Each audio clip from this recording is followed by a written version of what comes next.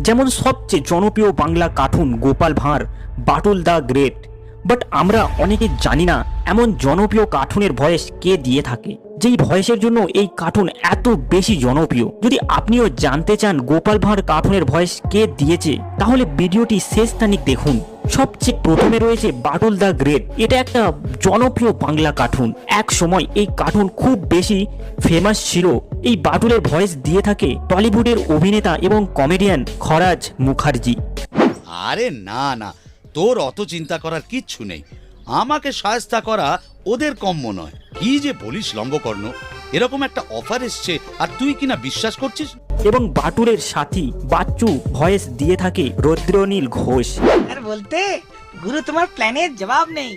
তোমাকে শহরে যেতে হবে, ফুটবল টুর্নামেন্টে তোমার রেফারি। এবং বাটুলের আরেক সাথী বিচ্চুর ভয়েস দিয়ে থাকে কমেডিয়ান কাঞ্চন মল্লিক। বস